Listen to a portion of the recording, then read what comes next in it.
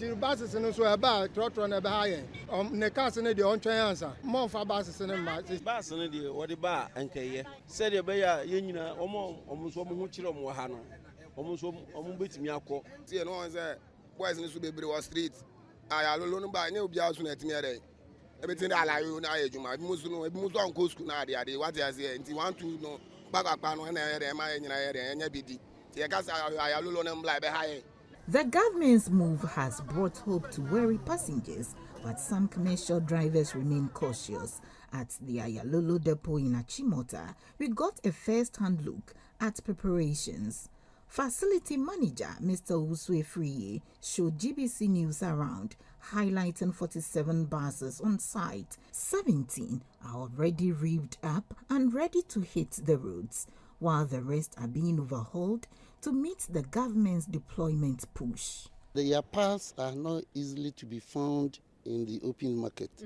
So when it comes to that stage, we only fall on the mother company in terms of free zones. And the best thing they do is they order for you. So how long will it take? It depends on how long they work on this. So most of them are ready, waiting for their pass to be serviced and go back to the corridors they are working. The government's intervention is expected to bring some relief to thousands of commuters who have been affected by the transportation system in Accra. Many residents remain hopeful the additional buses will reduce waiting times and congestion. Many say sustained measures will be needed to permanently address the problem. Ayalolo Depot, Achimota. My name is Melissa Altin for GBC News. Meanwhile, in a bid to get Accra rolling, La Nankantanan Madina's MC Alhaji Husseini is rolling up his sleeves. He's spearheading a cleanup drive, clearing roads and bus stops to pave the way for the Ayalolo buses and other commercial vehicles. The aim is to get traffic flowing and ease the transport squeeze. For the Lankwantanan Madina SMC, Alhaji Ibrahim Feila Fuseni is way past time to crack down on street chaos. He's giving street hawkers the boot, clearing major roads and bus stops to ease traffic flow and boost public transport. Pedestrians are also being urged to take the high road literally. Overhead footbridges are the way to go, say authorities, to cut congestion and up road safety. Currently, I've been in touch with the Deputy CEO of SCC. We are working to get those buses right station here at Zongo Junction, so that the kind of humiliation that our pedestrians, our commuters are going through will be a thing of the past. I'm rather requesting for more buses so that the commuters here in Medina will have easy way of transporting themselves back to their various homes and also having easy access to come to work early in the morning. Residents and commuters are divided on the cleanup drive. Some hail it as a welcome move to tame traffic chaos, while others caution that consistent enforcement is key to making it stick. Tax force they be monitor in discipline. Monitor be fine. If these bus stops are being constructed well, it paved the way. Every car goes there and stop. Then I think that is a good initiative. When they go there, they clear there, I think the traffic will flow. Away from the traffic issues and transport issues, we move to some lifestyle issues. And women are elevating their style game with wigs and hair extensions. It's no longer just about covering up. It's about making a statement, owning confidence and keeping up the trends. From straight to curly, bob to French, lace front to glueless, hair extensions come in all shapes, styles, and colors to fit any vibe or mood. Social media has also fueled the fire with influencers and celebrities flaunting their flawless hair transformations. For many ladies, a wig isn't just an accessory, it's a fashion staple. Hair extensions are a must-have for any occasion. holidays, business meetings, parties, or a lady's big day, the wedding.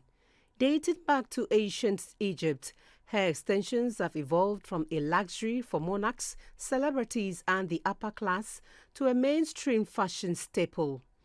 Old photos show royals rocking glamorous extensions in vibrant colors. Thankfully, it's getting better by the day. Hair extensions are now for everyone, depending on your budget, not just the high and mighty. Ghanaian ladies are spoiled for choice today. You've got Peruvian, Mongolian, Brazilian hair, and the current favorite, bone straight. Lumi is also the best affordable bone straight in the market now, which comes with a 2x6 or the Kim-K closure. Marketers say the premium of all is the virgin hair that is unprocessed and blends perfectly with natural hair. For some ladies, a hair extension is an investment and a daily choice. Value for money. Everyone wants something good, something better, something that will boost their confidence when they use it. In the beginning, they used to have this synthetic hair. When I buy something, it will be something I can use for a longer period. Wigs got levels. By cap construction, you've got monofilament, lace front, or full lace. Or your preference is with attachment methods, glueless or sew-in. Long gone are the days of handmade only wigs. Technology has sped things up, making wigs more accessible. We have this wig caps which are factory made, and we also have the ones which we customize ourselves. Like these ones, it was customized by ourselves. We have the naked bundles which we have available in the store. And it is also an SDD or a super double drawn bouncy bundles. But despite those hefty price tags, human hair extensions make pretty good sales. From social media to the streets, ladies are slaying these wigs in all styles.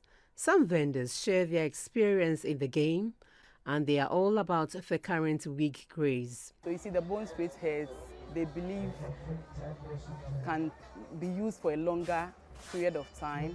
They can use it for a very long time.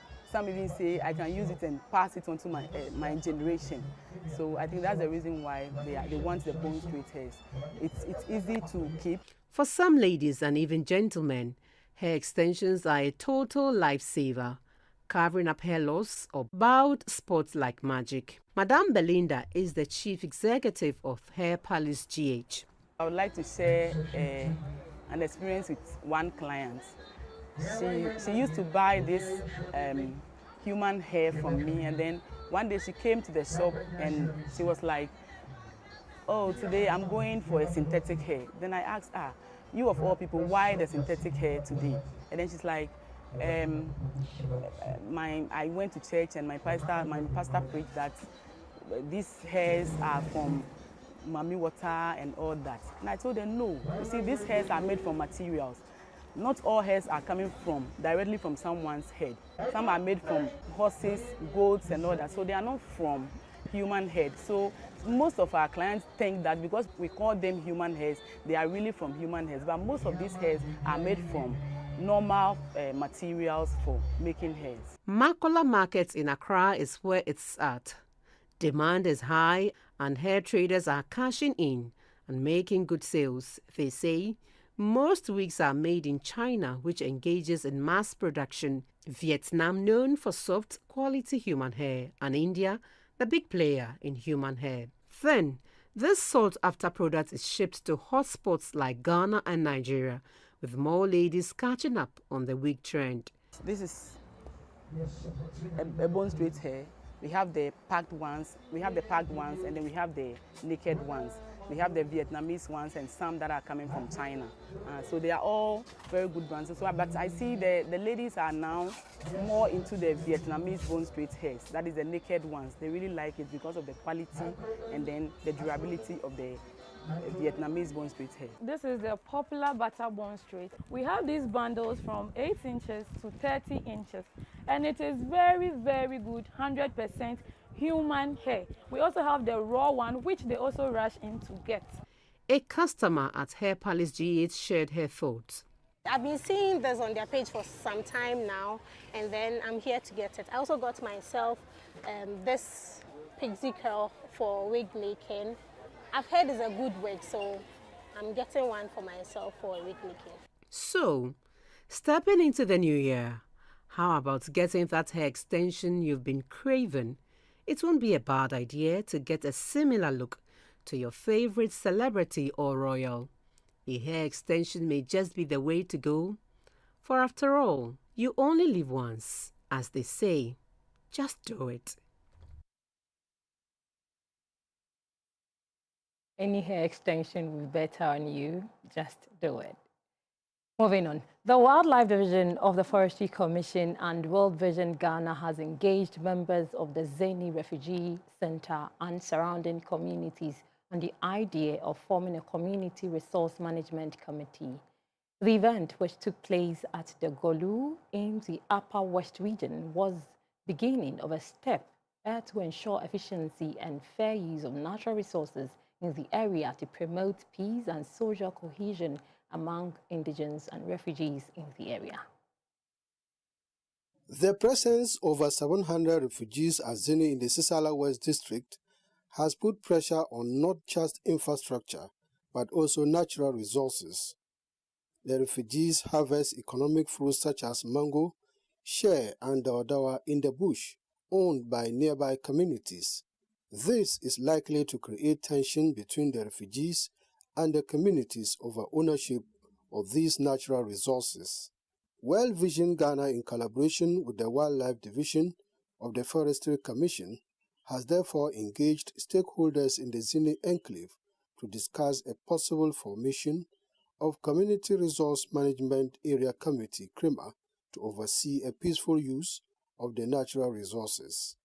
The overall objective that we want to seek is to promote the stabilization and prevention of violent conflict by strengthening resilience, social cohesion, and across-border communities. We are not only concentrating on the Zeni or the refugee camp, we are also looking at the host communities around the refugee camp, because whenever there is a spillover or there is any pressure, I think the other communities who are also around will also have that impact on them. The park manager of the Gwele Resource Reserve, Dr. Polycarp Mabie, said the traditional areas that have creamers have the duty to ensure that they protect their natural environment for themselves and the next generation.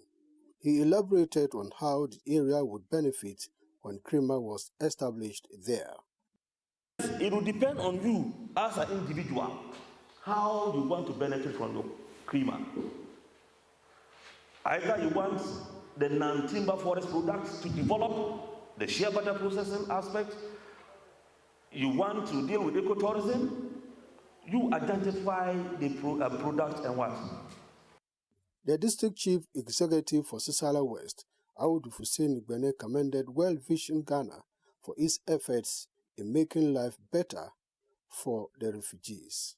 Their existence here, if we don't put security at the center of our interventions aimed at elevating the hardship and then their welfare, we may be investing a lot, but at the end of the day, the very issue that led to their displacement will still follow them here.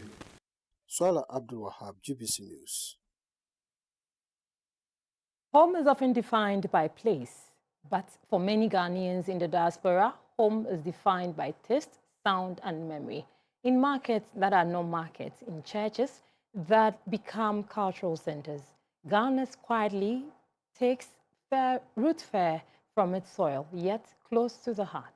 Peggy Amadonko in this report tells us more.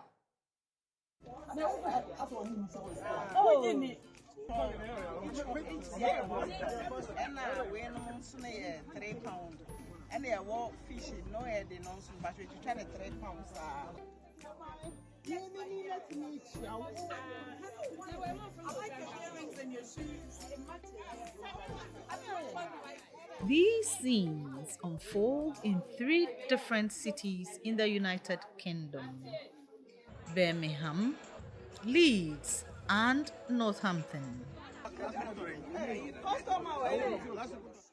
Before us is a rich display of Ghanaian culture: food, clothing, language, tradition, alive and thriving.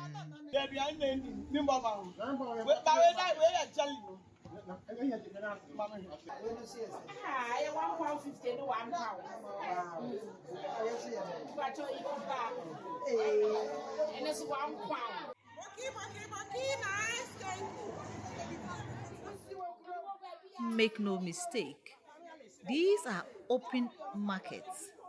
They are set up within church premises, intentionally positioned closer to their most loyal patrons.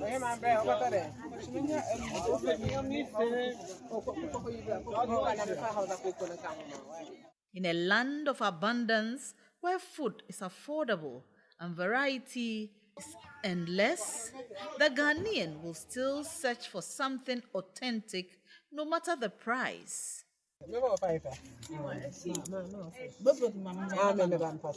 Beyond these temporal setup are African shops strategically located within Ghanaian and African communities, serving not only as cultural supply hubs but also as sources of livelihood and employment. It is necessary to eat our own food, no matter what.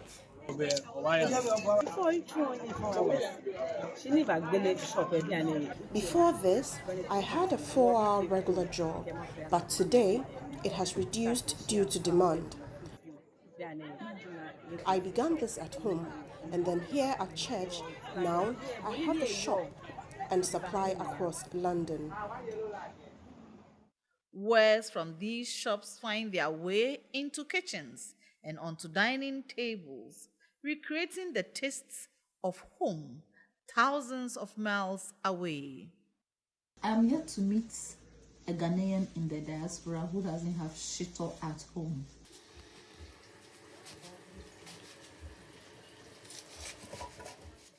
Strangely enough, while many Ghanaians back home have acquired a growing taste for foreign cuisines, those in the diaspora will go all out for local delicacies, no matter how scarce, no matter how little.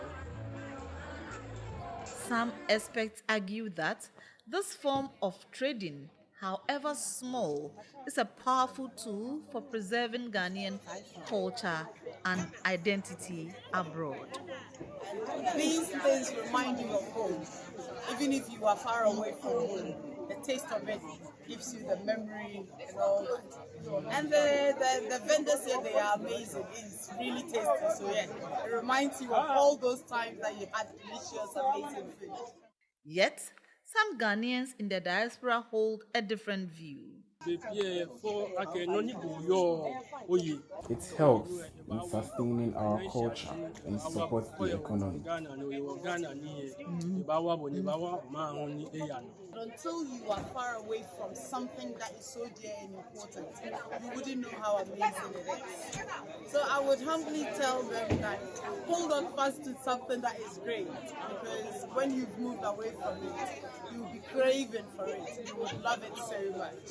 And now I wish I was there. I remember someone called and said, "Oh, I'm eating wachi," and I got so jealous.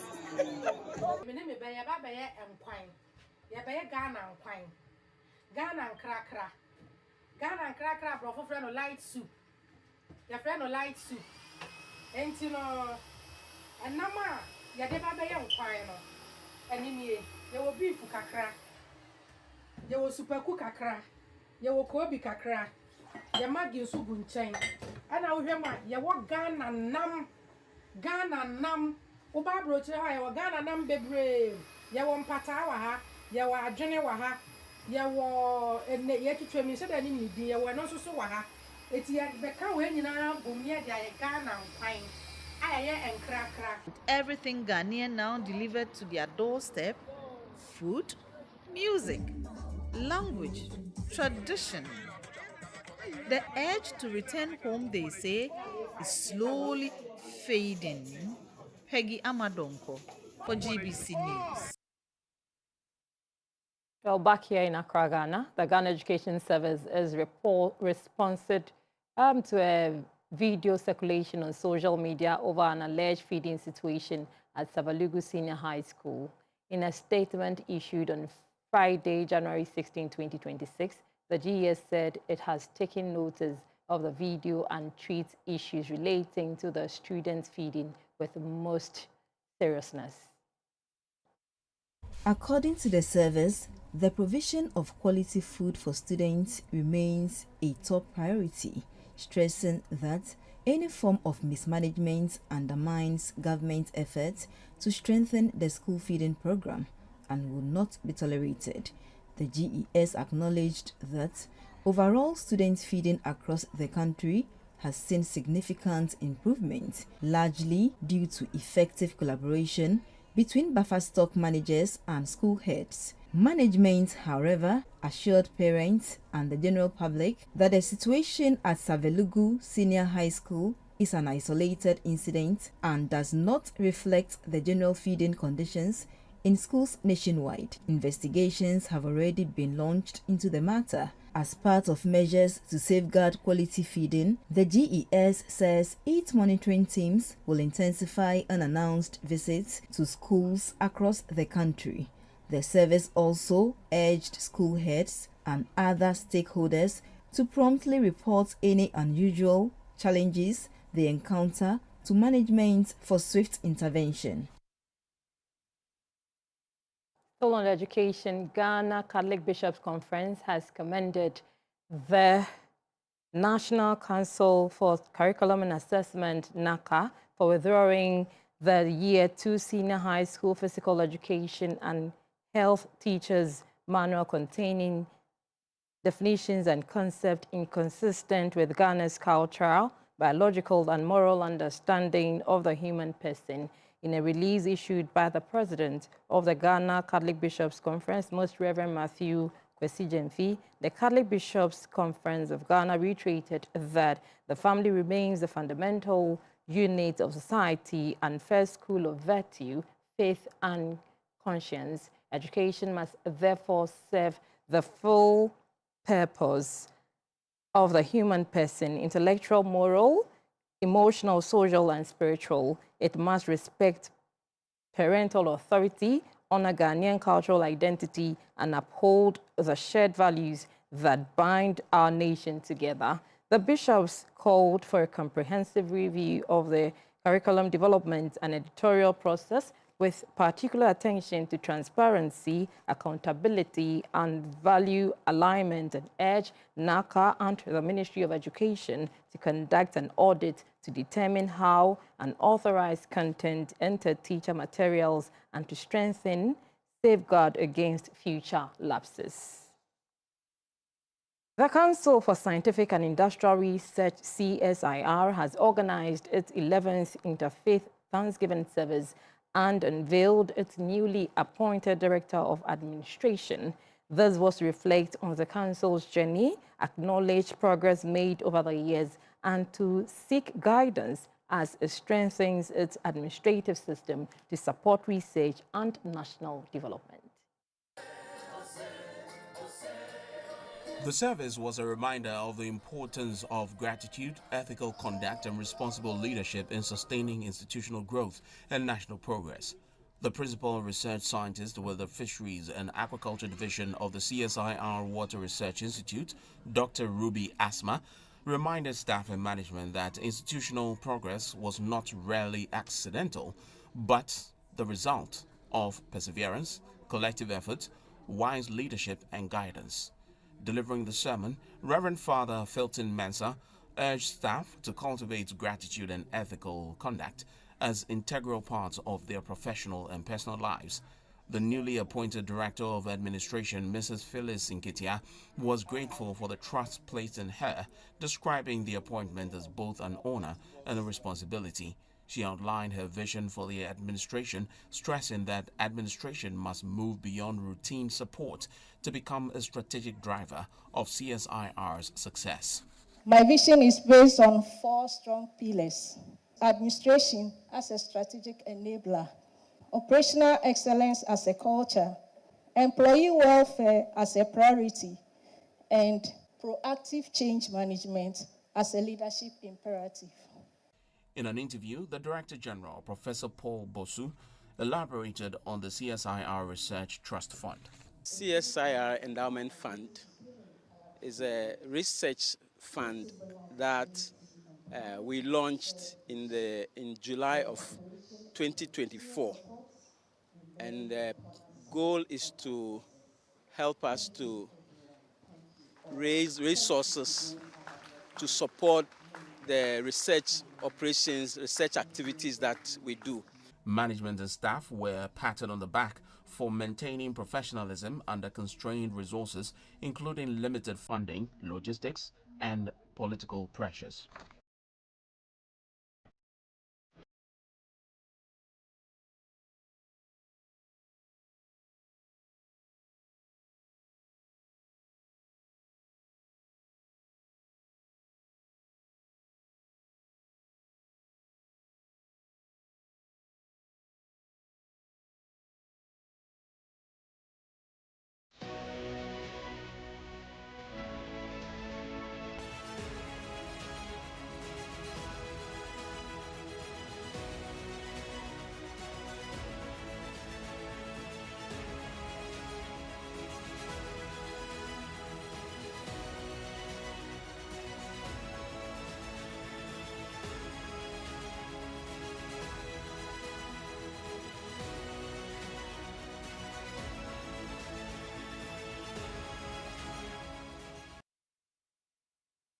You're still watching the news at 7. We're back after this break. Do stay.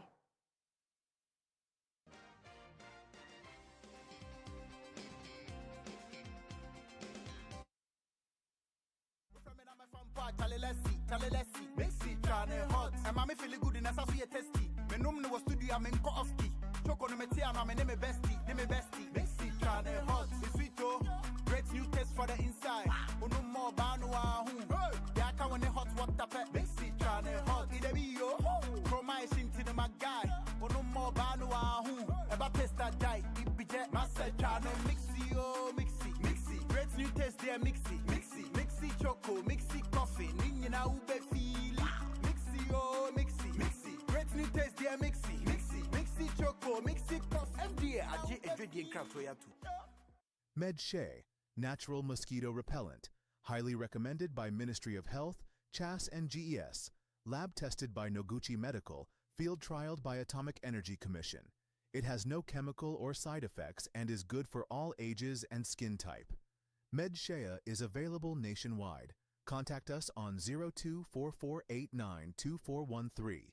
This advert is approved.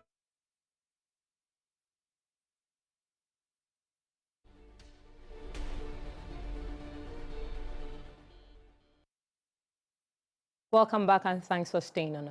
In business, GCB Bank has honored its first batch of winners under the ongoing Part-to-Part promo, rewarding 10 customers for building points through deposit and account activity. The promotion, which runs from 5 months, will see top-performing customers and prizes and a chance to watch Ghana's FIFA World Cup matches live in the US, Canada, and Mexico. GCB Bank's Part-to-Part promo is designed to reward customers for saving and keeping their accounts active. The campaign, which began in December, allows both existing and potential customers to earn points by depositing and maintaining a minimum balance for each month. Dormant account holders who reactivate their accounts also receive bonus points. The product liability manager, Richard Wobil, explained that depositors receive 1 point for every 300 Ghana cedis kept in their account for a full month, with multiple deposits earning multiple points. We have monthly draws. So month 1, we have rewards for 10 people. Month 2, 10 people. Month 3, 10 people. All throughout today, final one. And We do this based on the number of points you've been able to accumulate. So month one, if you are the highest number, you are the one with the highest number of points, you become the first. And the person with the second highest number of points becomes the second in that order. Okay. So that's how it stands. Executive Head of Retail Banking at GCB Bank, Sina Kamagati, said the promo is meant to encourage savings while giving customers an opportunity to win exciting rewards. He noted that 5 top customers in the final month will be flown to Canada and the United States to watch the Black Stars group stage matches, with the entire trip fully paid for by the bank. The number one customer got a 75-inch smart TV and a host of other electrical gadgets. And that's what we'll be doing from now up to April, when we do the grand one in May, where 5 customers, 4 of them will be purely based on point builder. But for one customer, it's going to be through a raffle. So we open up to all customers who have actually entered some draw. So a customer who has only deposited 300 Ghana cedis could stand the chance of being the lucky one to go. We did this essentially to let our customers know that we are an inclusive bank and will not only reward people based on their wealth, but we will reward people based on their relationship with the bank. And that's how come we have the 5th category. The first awards event marks the beginning of a series of monthly rewards, with customers encouraged to continue depositing and earning points as the bank prepares for its big finale in May. Under the warm glow of a cocktail reception at the Japanese ambassador's residence in Accra, commerce met culture as Ghanaian and Japanese business leaders, lawmakers and dignitaries gathered to forge stronger ties, trade ties, and unlock new avenues for collaboration. The high-level gathering was a platform for stakeholders from both Ghana and Japan to network and discuss investment opportunities aimed at deepening economic cooperation. Discussions centered on strengthening existing memoranda of understanding and encouraging partnerships to drive trade, agribusiness, and industrial growth. In her remarks, Japan's State Minister for Foreign Affairs, Dr. Kunimitsu Ayano, reaffirmed her government's commitment to working closely with the government of Ghana to maximize the vast potential of economic relations between the two countries. The vision of this public-private mission will support economic exchange between Japanese and African companies, and Japanese companies' further expansion into African markets. The government of Japan will also work closely with the government of Ghana to maximize the great potential of the economic relationship between our two countries. The Deputy Minister for Trade, Agribusiness and Industry, Mr. Samson Ahi, revealed that trade between Ghana and Japan in 2025 stood at about $335 million, with Ghana exporting approximately $215 million worth of goods, mainly cocoa, manganese, and aluminium. He added the government is working to enable Ghana export more non-traditional commodities to the Japanese market. When we met the Vice President, he said something today, that he's been hearing that Japanese keeps opening companies in Ghana, but he doesn't hear that Ghanaians are going to open companies in Japan. So she wished that after these discussions, a platform should be created to enable Ghanaian businessmen and women to also be able to open their businesses in Japan. The event also highlighted the commitment of both countries to creating a favorable business environment for investors. A ceremonial sash was later presented to the Japanese delegates by members of parliament, symbolizing friendship and continued cooperation between Ghana and Japan. The International Organization for Migration, IOM, in partnership with the global logistics firm DHL and the Ghana government, has launched an Academy of Skills Development initiative aimed at empowering migrants with practical competencies and employment opportunities, which will also address challenges faced by migrants in marginalized communities. Current data from the International Organization for Migration, IOM, indicates 1,723 Ghanaian migrants voluntarily returned home in 2024, and 937 of them, representing 54%, received economic support such as tools and materials to start small businesses to rebuild their lives. The Ubuntu Academy will equip migrants with relevant skills to enhance their employability, promote social inclusion, and contribute meaningfully to national development. The Chief Executive for West Africa and country head of DHL Ghana, Mr. Serene Indang Imbaye, explained that the Ubuntu Academy reflects DHL's commitment to corporate social responsibility and youth empowerment. DHL is willing to partner with the government of Ghana and IOM as long as there are needs in this type of partnership. So we are ready, we are committed, and I think we are just piloting it, but this is going to be scaling up in the future.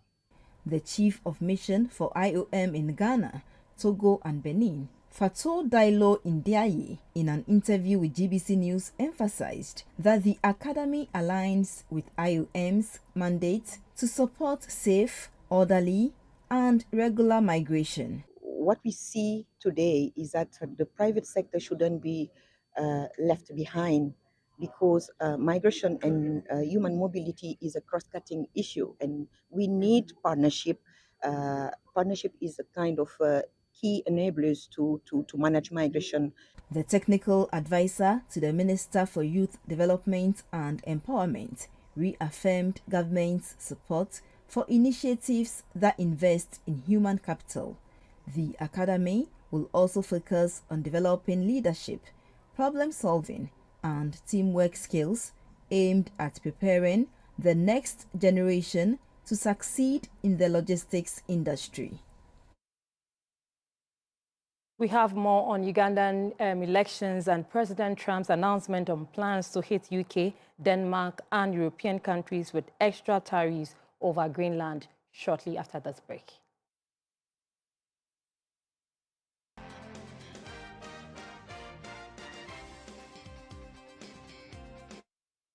Highly recommended by Ministry of Health, CHAS and GES, lab tested by Noguchi Medical, field trialed by Atomic Energy Commission. It has no chemical or side effects and is good for all ages and skin type. MedShea is available nationwide. Contact us on 0244892413. This advert is...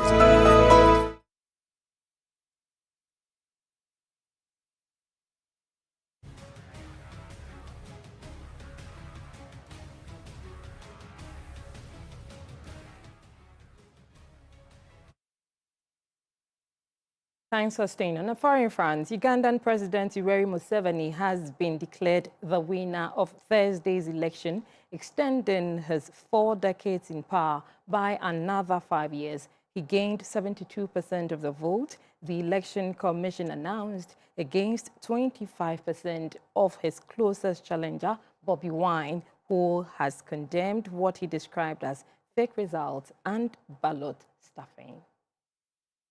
Museveni, 81, first came to power as a rebel leader in 1986, but since then has won 7 elections. The election process was marred by violence, and Wine, a 43-year-old former pop star, says that at least 21 people have been killed around the country in recent days. The authorities have so far confirmed 7 deaths. Electoral officials also face questions about the failure of biometric voter identification machines on Thursday, which caused delays in the start of voting in urban areas, including the capital, Kampala, that are opposition strongholds. after the machines failed in a blow to pro-democracy activists who have long demanded their use to curb rigging. Polling officials use manual registers of voters. The failure of the machines is likely to be the basis for any legal challenges to the official result. Leading the African Union Observer Mission, Nigeria's former president Goodluck Jonathan told journalists that the government should refrain from the suspension of internet access close to the election. Mr. Jonathan also denounced reports of intimidation, arrests and abductions, saying they instilled fear and eroded public trust in the electoral process. Iran's supreme leader has for the first time publicly acknowledged that thousands of people were killed, some in an inhumane, savage manner, during recent protests. According to a U.S.-based Iranian human rights activist news agency, a violent response to the unrest has claimed 390 lives, with some activist groups putting the death toll for higher. In a speech, Iranian Supreme Leader Ayatollah said thousands had been killed and blamed the U.S. for their death. U.S. President Donald Trump recently urged Iranian demonstrators to keep protesting and threatened military intervention if security forces killed them. The protests, which began on 28th December over the economy, have turned into calls for the end of the rule of Iran's supreme leader. The Iranian government has called the demonstrators riots backed by Iran's enemies. Protesters have been met with deadly force, and videos of security forces shooting at demonstrations have been authenticated by reporters. There has also been a near-total shutdown of the internet and communication services in Iran, making it extremely difficult to get clear information. On Saturday, overall connectivity remained at about 2% of ordinary levels, with fewer reports of unrest in recent days. In a speech, Iran's supreme leader said Iran considered President Trump to be a criminal and the U.S. must be held accountable for recent unrest. He also claimed on social media that America's goal is to swallow Iran. Though President Trump has not yet responded to the supreme leader, the State Department of the U.S. said it had heard reports that the Islamic Republic is preparing opinions to target American bases, and says Iran would be met with a very powerful force if it launched such an attack, and warned Tehran not to play games with President Trump.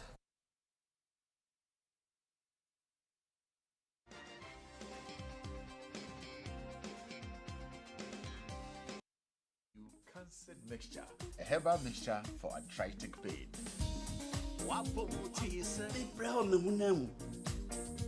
Arthritis, it's me. Cancer mixture, no, cancer mixture, no, cancer mixture. Yerba Biarana Nudruo, Moria, or arthritis. Cancer mixture, obey your juma when you put your inside. I'm a place in the grand. And if you do dinner, menu on your market for your button, I want one menu for.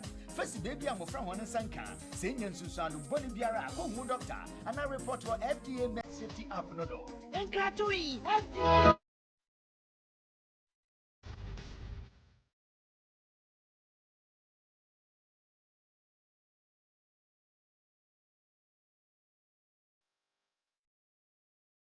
Let's do some sports news. Black Queens head coach says they will push to do well at the upcoming 2026 Women's Africa Cup of Nations.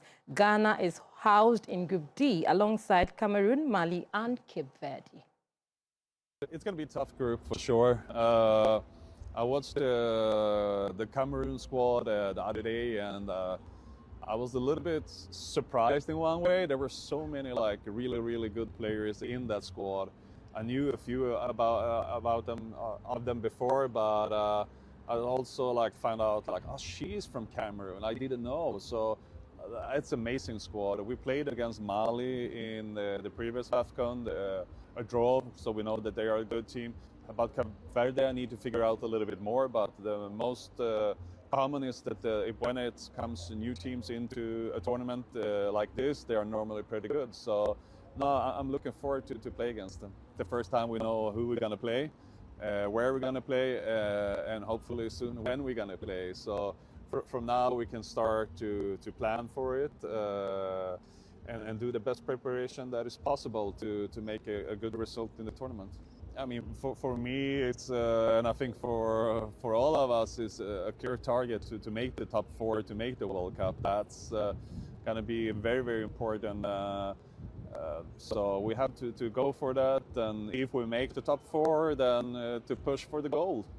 For the team is that we just need to take things step by step.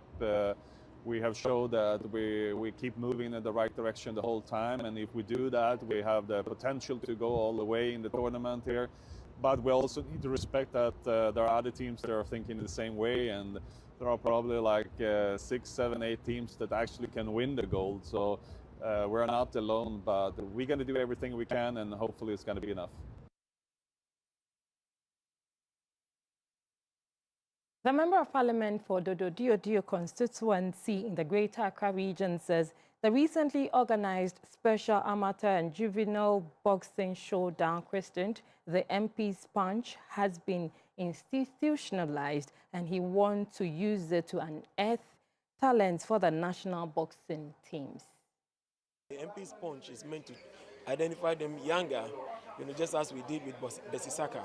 Identify them younger, train them and get them to be better in the future. Because I noticed one thing, gone are the days where we had the DK Poisons. We have seen the Azuma Nelsons, we've seen the Ike Bazooka Cortis, we've seen the Alfred Cobra Cortis, we have seen the Agbekos, we have seen the, wonderful boxers, winning titles for Ghana. Today, we don't get to see that, anymore, and that is a major worry for me. And I realized that there was no continuity in terms of development of talent, just so we can get, boxers winning world title year on year. So this is a way to identify them this early, groom them, so that as they grow and others are fading out, we get people to replace them who would have trained over the years, have bettered their skills, and have what it takes to become world champions. That is the idea.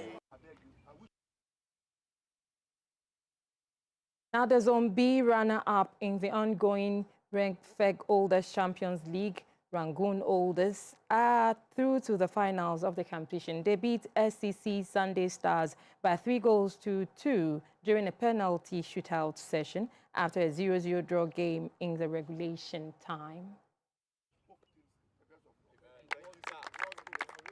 The first semi-final match of the ongoing Rengfeg Oldies Champions League took place at the Magdanla Town Park. SCC Sunday Stars locked horns with Rangoon Oldies. Both sides have impressed on their journey, and they exhibited some good football artistry. The action-packed first half produced no goal, with both sides creating lots of scoring opportunities but missing them. The second half also saw some good defending and good goalkeeping artistry.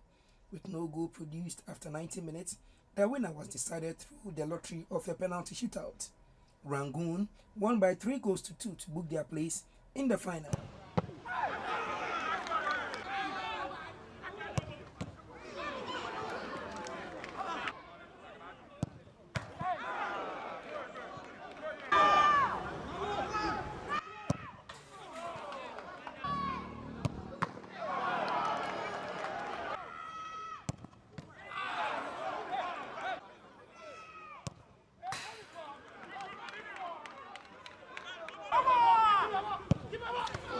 We caught up with some players. We lost by penalties, which was a good game. I think it was a fair game, very, very tight game. Both teams got their chances, but at the end it was 0-0, and we went to penalties and they won. I think they deserve it. They deserve it. So we are waiting for the third place. Whoever we meet, we'll try to place third. That's all I can say. It didn't come by fluke. We prepared well, and Rangoon is on course. And Rangoon have a lot of experience. That's why people were underrating us. And when I talk to player, no one can match us. We have a good players who can match, who can play more than them. And God being so good for us, with the experience coaches we have, the victory has been ours as well. Surely, Rangoon will not disgrace anybody. We are moving forward for the victory. finally. Attention now shift to Sunday, January 18, as La Salem Oldies face Nima Oldies in the second semi-final clash. With constructing styles and plenty of experience on display, the matchup promises another thrilling contest as both teams chase a place in the showpiece final.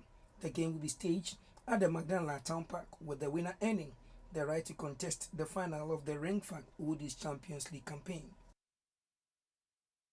We move to the Western region because the once thriving Prestia Sports Stadium, home to Sporting Club Prestia Mine Star, lies in despair, overrun by neglect. It's become a haven for mentally unstable. GBC News has witnessed the devastation: a worn-out pitch, broken fences, missing seats, cracked walls, and rusty gates. The appeal from many in the area is that it's time for urgent action. The tunnel to the dressing rooms is in shambles, with waterlogged and overgrown weeds surrounding it. The stadium, last renovated in 2002, has seen better days. Neglect and lack of maintenance have taken their toll, making it unsafe for players, officials and spectators. Plastic seats are torn apart and livestock now graze on the premises. Caretakers are unwilling to speak on the situation when approached by GBC's team. Sports enthusiasts and locals are sounding the alarm, urging government intervention. The stadium has produced stars like James Akwesi-Appiah, Isaac Afreni and Ebo Jonah. Prestia Mine Stars welfare officer Ebo Jonah shared his concerns, but will the authorities hear this? The 1983 Africa Cup, this park feeding 4 strong boys. Hope attention will be turned to Prestia Sports Stadium very soon. That is all time will allow us today on News at 7. My name is Mavis Ofechampo. Do join us at 10 for more news.